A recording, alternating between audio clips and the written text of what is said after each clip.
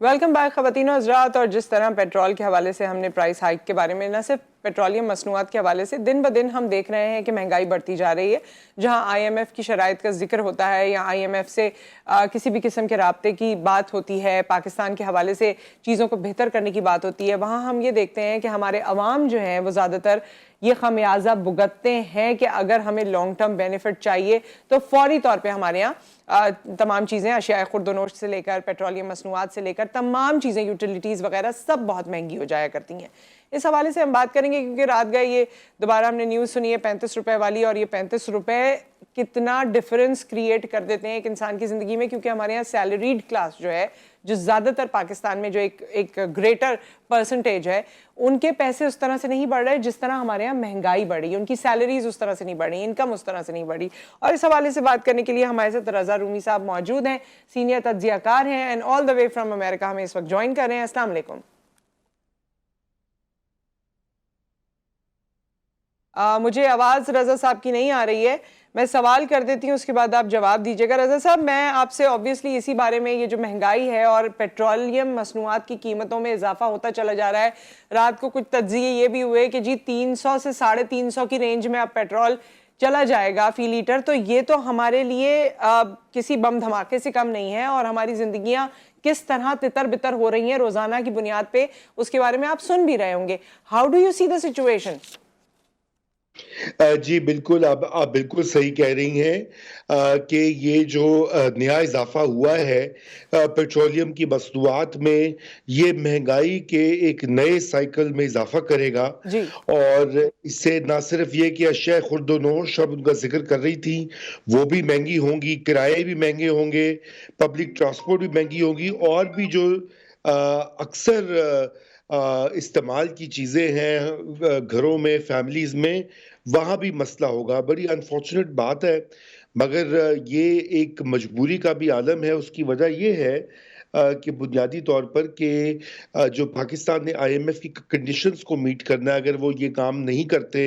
Dollar की कीमत को नहीं बढ़ाते, तो फिर हम मज़ीद ख़तरा था ये डिफ़ॉल्ट का, दिवालियापन का, और उसके ज़्यादा नुकसानात होते हैं। जी। अच्छा रज़ा साहब, मुझे एक बात बताइए, जब PDM की पूरी तहरीक चली, जब लॉन्ग मार्च हुआ, उस वक्त तो डिफ़ॉल्ट की बातें नहीं आ रही थी, डिफ़ॉल्ट की सदाएं इस तरह नहीं थी गूंज रही थी, लेकिन PDM का मौक़िफ़ ये था कि अवाम पिस रहे हैं, महंगाई थी, अवाम पिस रहे हैं, अवाम बहुत मुश्किल में है और हमारे पास पूरा लाया अमल तैयार है, हम आएंगे और छा जाएंगे, बस लाया अमल हमारा तैयार है और हम आवाम को इस मुश्किल से निकाल देंगे। जबकि PDM की सक्सेस के बाद और मुस्लिम लीग नून की सक्सेस के बाद स्पेसिफिकली, क्योंकि इस वक्त पूरे सेटअप को देख रहे हैं, ऐसा हमें कोई रिलीफ नज़र नहीं आया या ऐसा हमें कोई लाया अमल नज़र नहीं आया जिसकी बुनियाद पे PDM की पूरी तहरीक चली थी। जी, आप बिल्कुल सही कह रही हैं कि बहुत बुलंद और बांग दावे किए गए थे। हमने तो उस वक़्त भी ये कहा था कि भई आपके पास क्या जादू की छड़ी है? आपके पास कोई तरीक़ाकार ही नहीं है कि जिससे कि आप ये मामलात को सँभाल लेंगे। लेकिन बहरहाल उस वक़्त बहुत जल्दी थी PDM को इक़्तिदार हासिल करने की, इक़्तिदार में आने की। और ये कि देखिए, ये पाकिस्तान के जो दरीना मसाइल हैं ना, ये ख़ुसूसन मईशत के हवाले से, इसके ऊपर कोई अब समझौता होना चाहिए। हमारे जो सियासी पार्टियां हैं, एस्टेब्लिशमेंट है, उनको मिलकर पाकिस्तान का सोचना पड़ेगा कि अगले 10 साल के लिए पॉलिसीज बनाएं, ताकि ये ना हो हर गवर्नमेंट के आने के बाद नई पॉलिसी बने, क्योंकि ये काम चल नहीं रहा। लेकिन अभी मेरे ख्याल से जो सबसे सरेदस्त करने की ज़रूरत है कि अवाम के लिए कुछ रिलीफ का बंदोबस्त किया जाए, क्योंकि अगर वो ना किया गया तो फिर यकीनन लोग जो हैं वो बहुत ज़्यादा मुश्किल में आएंगे और पिस जाएंगे। इसकी तो आप ये इसका एक और इफेक्ट रज़ा साहब क्या देख रहे हैं? क्योंकि PMLN इस वक्त इक्तदार में है और जब से वो PDM की तहरीक के बाद इक्तदार में आए हैं, उन्होंने अपनी पॉपुलैरिटी को कम कर दिया है, कदरें कम होती जा रही है, दिन ब दिन कम होती जा रही है, और जितना ज़्यादा इलेक्शंस में डिले हो रहा है उतनी ज़्यादा उनकी कदर और अहमियत अवाम की नज़रों में बिल्कुल ज़ीरो होती जा रही है। आप समझते हैं कि इस डिले का सबसे ज़्यादा नुकसान PMLN को हो सकता है? जी, मेरे ख़्याल से उनको ऑलरेडी हो रहा है। आपने खुद इसका इशारा कर दिया। आप अगर ज़िमनी इंतख़ाबात देखें, पिछले 6-8 महीने में जो हुए, जुलाई में और अक्टूबर में پی ایم ایل این کو بہت بری طرح اپنے ہی حلقوں میں اور پنجاب میں ان کو جو ہے شکست کا سامنا ہوا، اور وہ یہ اگر مہنگائی کا معاملہ آگے بڑھے گا اور اگر یہ ٹھیک نہیں ہوتا تو پھر یقین جانیے کہ پی ڈی ایم اور پی ایم ایل این کے لیے خصوصاً ان کی مقبولیت مزید گرے گی۔ ان کا بہت بڑا یہ امتحان ہے، کیونکہ اس کی وجہ یہ ہے کہ نہ صرف یہ کہ الٹیمیٹلی بیانیے نظریات سب کچھ پیچھے رہ جاتے ہیں، لوگوں کی جو معاشی صورتحال اور جو تنگی ہوتی ہے وہ سب سے آگے آتی ہے، اور مہنگائی اس میں سب سے بڑا مسئلہ ہے۔ اور یہ کوئی عام ایسی چھوٹی موٹی مہنگائی نہیں ہے، یہ سیریس قسم کی انفلیشن ہے جس سے کہ لوگ پس رہے ہیں اور مزید تنگ ہوں گے۔ تو یقیناً وہ پی ایم ایل این کو ووٹ نہیں دیں گے، پی ایم ایل این کی جو ہے پاپولیرٹی میں بہت زیادہ کمی آئے گی۔ تو یہ ان کے لیے ایک بہت بڑا چیلنج ہے الیکشن کے لیے، اور اسی لیے عمران خان صاحب جو رضا ہیں صاحب جی ایک چیز اور میں آپ سے پوچھنا چاہتی ہوں، ہمارے عوام جو ہیں میرے خیال میں ان کے دل کو تسلی ہو جائے اگر ان کو یہ پتہ چل جائے کہ بھئی یہ آخری بلو تھا، یہ آخری ڈینٹ تھا جو اب پڑا ہے، اب اتنے پیسوں میں ہی آپ نے اتنے عرصے گزارا کرنا ہے۔ ہم تو اس وقت انسرٹنٹی کی پوزیشن میں ہیں، آپ کو لگتا ہے کہ آگے اور مہنگائی بڑھے گی؟ یعنی یہ جو پرائسز ابھی بتائے گئے 35 روپے بڑھائے گئے، اس سے زیادہ اور تجاوز کرنے کے امکانات ہیں؟ کیونکہ ہمارا دھڑکا صرف یہ نہیں ہے، ہمیں ڈر صرف اس بات کا یا دکھ اس بات کا نہیں ہے کہ ابھی 35 روپے بڑھ گئے، ہمیں تو دھڑکا اس بات کا بھی لگا رہے گا کہ آیا 2 دن بعد دوبارہ کوئی خبر نشر ہو جائے گی۔ اگر عوام کو یہ بتا دیا جائے کہ بھائی یہ فل اینڈ فائنل بلو تھا، اب اس کے بعد اسے یہیں ریٹین کیا جائے گا، تو میرے خیال میں پھر بھی کروا گھونٹ وہ پی سکتے ہیں۔ جی بالکل وہ پی سکتے ہیں، اس میں تو کوئی شک نہیں ہے، مگر دیکھیں بات یہ ہے کہ آپ کی بات آپ کا جو سوال تھا اسی میں جواب بھی مثمر ہے کہ یہ آخری جھٹکا نہیں ہے، یہ آخری گھونٹ نہیں ہے۔ ایک تو مسئلہ یہ ہے کہ ہم بالکل ڈیپینڈنٹ ہیں جو امپورٹس کے لیے آئی ایم ایف کے پروگرام اور ہمارے دوست ممالک سے جو امداد آتی ہے، کیونکہ ہم نے اپنے خرچے بہت بڑھائے ہوئے ہیں، آمدنی کم ہے، ایکسپورٹس کم ہے، زر مبادلہ کم ہے، اور اسی وجہ سے یہ جو ڈیپینڈنسی کا عالم ہے، ہم اتنے ڈیپینڈنٹ ہو گئے ہیں کہ اگر یہ ہمیں باہر سے امداد نہ آئے تو پھر یہ ہم بالکل ڈیفالٹ کے دہانے پہ آ جاتے ہیں۔ تو اس وقت جو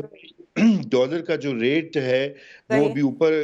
گیا ہے اور مزید اوپر جائے گا، اس لیے انفارچونیٹلی یہ سال بڑا کڑا ہوگا پاکستانیوں کے لیے، اور اللہ کرے کہ کوئی آسانیاں نکلیں، کوئی آسانیوں کی اچھا راہ پیدا ہو۔ آسانیاں نکل بھی شاید سکتی ہوں گی رضا صاحب، آپ دیکھیے کہ عوام کے لیے تو مشکلات ہیں اور بہت مشکلات ہوتی جا رہی ہیں، لیکن کہیں بھولے بھٹکے ہم نے یہ نہیں سنا کہ ہمارے پارلیمنٹری جو ایکسپینسز ہیں یا ہماری حکومتی لیول پر جو ایکسپینسز ہیں، جو ہمارے ایم این ایز یا ایم پی ایز ہیں، ان کے انسینٹیوز پہ کہیں کمی آ گئی ہو، فری پیٹرول جو دیا جاتا ہے اس میں کوئی کمی آ گئی ہو، ان کو جتنی مراعات ملتی ہیں یا ان کا جو خرچہ ہے اسے کہیں سے کٹ ڈاؤن کیا جائے، ہم نے تو نہیں سنا، نہ اس پہ کام ہو رہا ہے۔ سارا برڈن جو ہے وہ غریب لوگوں پر ہے، اشرافیہ پہ تو کوئی اثر نہیں ہے۔ وہ لوگ خصوصی طور پہ جو ملک کا نظام سنبھال رہے ہیں، دیکھ رہے ہیں اور کہتے ہیں کہ جی ہم بڑی مشکلات کا سامنا کر رہے ہیں، ان کو تو فل فلیج اسی طرح کی آزادی ہے، اسی طرح سے ان کو انسینٹیو وائز کیا گیا ہے، اسی طرح سے ان کی تمام مراعات ہیں۔ وہ تو آپ دیکھیے پچھلے دنوں ہم نے شو کیا اور ہمیں پتہ چلا کہ ایک دن جب کوئی بھی صوبائی اسمبلی منعقد ہوتی ہے تو اس کا تقریباً 2 کروڑ روپے کا کم و بیش خرچہ ہے ایک دن کا۔ تو ہم نے کون سے اپنے ایکسپینسز کٹ ڈاؤن کیے؟ ہماری حکومت نے تو کچھ بھی ایسا نہیں کیا۔ دیکھیے بالکل آپ صحیح کہہ رہی ہیں، اور یہی بات ہے کہ اس وقت پاکستان کی جو اشرافیہ ہیں جو کہ بہت ساری مراعات لیتی ہیں، سبسڈیز لیتی ہیں، اس کا تخمینہ بھی لگایا گیا ہے 17 ارب ڈالر کے قریب۔ آپ تو اسمبلیوں کی بات کر رہی ہیں، وہ بھی خرچے جی کم ہونے چاہیے، اور پارلیمنٹ کے بھی اور دیگر مراعات بیوروکریٹس کو جو ملتی ہیں ان کی بھی رائٹ سائزنگ ہونی چاہیے، لیکن جو اصل پاکستان میں جن کو فائدہ ہوتا ہے وہ چند مافیا ہیں جو کہ انڈسٹریلسٹ ہیں، بڑے بڑے، چاہے وہ ٹیکسٹائلز کے ہوں، چاہے وہ گاڑیاں بنانے والے ہوں یا دیگر ہوں، وہ بہت زیادہ فوائد اٹھاتے ہیں حکومت پاکستان سے۔ آپ کے اور میرے ٹیکسز جو ہیں وہ ان کو جاتے ہیں، اور وہ سینکڑوں اربوں روپے میں ان کو وہ مراعات ملتی ہیں اسٹیٹ کی طرف سے، ان کو بند کرنے کی ضرورت ہے اور ان سے بھی قربانی مانگنے کی ضرورت ہے۔ یہ نہیں ہے کہ ہر بوجھ جیسے آپ کہہ رہی ہیں غریب پہ اور مڈل کلاس پہ ڈال دیا جائے، اور جو امیر طبقات ہیں، جو پاورفل طبقات ہیں، ان کو پوچھا بھی نہ جائے، ان سے کوئی سوال بھی نہ کیا جائے۔ تو یہ بہت اس وقت ایک سنگین کرائسس ہے، اور یہی وجہ ہے کہ اشرافیہ کو بھی قربانی دینی ہوگی، تو پھر کہیں جا کے یہ معاملہ سیٹ ہوگا۔ جی اچھا رضا صاحب، ہمارے یہاں ہم ہمیشہ سے مافیاز کی بات کرتے ہیں، اور ہمیشہ ہم دیکھتے ہیں آن گراؤنڈ آن فیلڈ کہ جہاں پر بھی مافیا آتا ہے، اگر کسی شہر کی سطح پہ بھی مافیا ہے، اگر اوور آل ہم مختلف کیٹیگرائز ہم نے کیے ہوئے مافیا، ان کے سامنے حکومتیں اتنی بے بس کیوں ہوتی ہیں؟ آپ کی لوکل ایڈمنسٹریشن سے لے کر پروونشل گورنمنٹ سے لے کر آپ کی فیڈرل گورنمنٹ تک، جتنا بڑا مسئلہ ہوتا ہے یا جتنی بڑی مافیا ہوتی ہے، ان کے سامنے ہمیشہ، کیونکہ ہم نے جن کو اقتدار دیا ہے ان کے یہ کہنے پر دیا ہے کہ جی وہ تو سب کچھ آ کر سکتے ہیں، سب کچھ ان کے کنٹرول میں ہے، تو پھر وہ ان مافیاز کے سامنے گھٹنے کیوں ٹیک دیتے ہیں؟ دیکھیے، بات یہ ہے کہ یہ انفارچونیٹلی جو مافیاز کا یا اسپیشل انٹرسٹ کا ہم ذکر کر رہے ہیں، یہ صرف پاکستان میں نہیں، دنیا بھر میں تمام کے تمام ممالک اگر آپ دیکھ لیں، وہاں پہ کسی نہ کسی لیول کے اوپر جو ہے یہ مافیاز نے ریاست کے اندر بہت سے طاقتور حلقوں کو اپنے ساتھ ملایا ہوا ہے، یا ان کے اوپر بہت زیادہ وہ انحصار کیا ہوا ہے، اور یہی وجہ ہے کہ وہ اتنی زیادہ پاورفل ہیں کہ کوئی بھی حکومت ہو وہ نہیں کر سکتی ان کو قابو، اور یہ جی ایک بہت بڑا اس وقت نہیں ایک تو کیا اس جسے پہ ہمیں ہاتھ پہ ہاتھ رکھ کے بیٹھ جانا چاہیے؟ آئی مین پھر تو لوگ اس کی طرف اٹریکٹ ہوں گے نا کہ let's be a part of mafia then instead نہیں، آف جی ناٹ ایٹ آل، ہاتھ پہ ہاتھ بالکل نہیں۔ اس کے لیے ہمیں پبلک اوپینین بنانا ہوگا۔ پبلک اوپینین بھی وہ میڈیا سے ہی بنتا ہے، اس میں میڈیا کا بہت اہم رول آتا ہے۔ جب تک پبلک اوپینین نہیں بنے گا، عوام اپنے منتخب نمائندوں پہ پریشر نہیں ڈالیں گے، سیاسی پارٹیوں پہ پریشر نہیں ڈالیں گے، اور جب تک پریشر نہیں آئے گا وہ چینج نہیں ہوگی۔ کیونکہ دیکھیے، یہ تو آپس میں ملے ہوئے نا، اس کو ایلیٹ کیپچر بولتے ہیں، اور اگر آپ دیکھیں تو یہی حال ہے کہ پاکستان میں بہت سی سیاسی فیملیاں ہیں، ایک بھائی پی ٹی آئی میں ہے، ایک پی ایم ایل این میں ہے، ایک جو ہے پولیس میں ہے، ایک بیوروکریٹ ہے، ایک فوج میں ہے، ایک انڈسٹریلسٹ ہے۔ یہ سارے آپس میں جو ہماری اشرافیہ یہ گندھی ہوئی ہیں، بظاہر تو لوگوں کے سامنے یہ جھگڑے کرتے ہیں، ایک دوسرے کو برا بھلا کہتے ہیں، لیکن حقیقت میں ان کے مفادات جو ہیں وہ وہ آپس میں جڑے ملتے ہوئے جی جڑے ہوئے ہیں، اور ویسے وہ تو اسی ہمارے یہاں لیے سیاست میں بھی خاندانی اور موروثی سیاست ہے، اور ان کے صرف سیاست ہی نہیں رہی ہے، وہ تو بزنس مین بھی ہو گئے ہیں، اور ان کے پھر اپنے جو ڈسینڈنٹس ہیں وہ بھی مختلف چیزوں میں چلے گئے ہیں، تو آبویسلی یہ تو پورا ایک سسٹم بن چکا ہے ہمارے پاس۔ جی بالکل سسٹم بنا ہوا ہے۔ موروثی سیاست میں بھی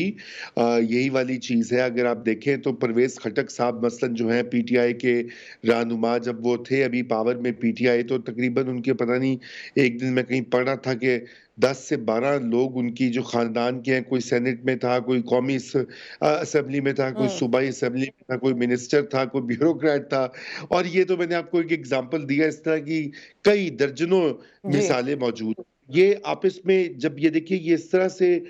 جب یہ لوگ طاقتور لوگ ریاست کے اندر اپنی جگہ بناتے ہیں، ریاست کے وسائل کو استعمال کرتے ہیں، تو پھر یہ والے معاملات جو ہیں یہ ہوتے ہیں کہ جہاں پہ آپ ان کو کچھ نہیں کر سکتے، ان تو کو چیک نہیں آپ کر رضا صاحب سکتے۔ پھر یہ بتائیے کہ یہ ساری ڈسکشن کے بعد آبویسلی ہم ایک کتھارسس کر رہے ہوتے ہیں، لیکن اس کے بعد پھر لوگوں کو، یا being Pakistani, I myself feel very demotivated یا ویری ڈس اپوائنٹڈ، تو پھر کیا ہمیں اس ڈس اپوائنٹمنٹ کو ہی فیس کرنا ہے، اور either we go out of the country دین؟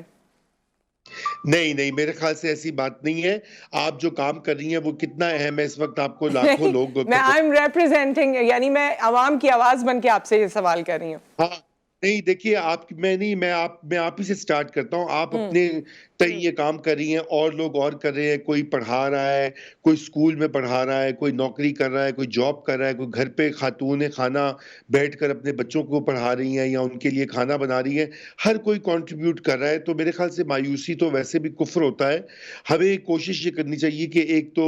ہم زیادہ سے زیادہ اپنی آواز اٹھائیں، زیادہ سے زیادہ ہم پریشر ڈالیں وہ مقتدر حلقوں کے اوپر، सियासतदानों के ऊपर, पॉलिटिकल पार्टीज़ के ऊपर, ब्यूरोक्रेट्स के ऊपर कि वो अपनी रविश बदलें और वो पाकिस्तान की अवाम उनकी फलाह और बहबूद के लिए काम करें, इस तरह की पॉलिसीज़ बनाएँ कि जिनसे लोगों को तंगी ना हो बल्कि आसानी पैदा हो। ये जब तक हम बात नहीं करेंगे, देखिए नुसरत, उस वक़्त तक हालात नहीं बदलेंगे और यही वजह है कि मीडिया का, बात लिखने तो वालों बहुत का होती है और मेरे ख्याल में। रज़ा साहब, आप भी जहाँ जहाँ मौका मिलता है अपनी बात करते हैं, हम भी बात करते हैं, सोशल मीडिया पे इतनी बात होती है, थ्रू आउट बातें होती रहती हैं, लेकिन हमें अमली तौर पर अभी तक तो नताइज नज़र नहीं आए हैं। But thank you so much for your time और इस तमाम तज्ज़िये के लिए जो आपने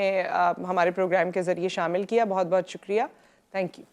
ख़वातीन हज़रात, यहाँ पर एक ब्रेक आ गया है। ब्रेक के बाद हम वापस आते हैं। एक स्कूल के बच्चे की वीडियो और उसकी तस्वीर और उससे रिलेटेड एक वाक़या हुआ है जो बहुत वायरल हो रहा है सोशल मीडिया पे, उसके बारे में बात करेंगे। मेहमान से भी आपकी मुलाकात करवाएंगे। आप हमें कॉल भी कर सकते हैं, जो स्कूलों के प्रॉब्लम है, बच्चों के प्रॉब्लम है, इससे मिलते जुलते उस पर बात भी कर सकते हैं आफ्टर द ब्रेक।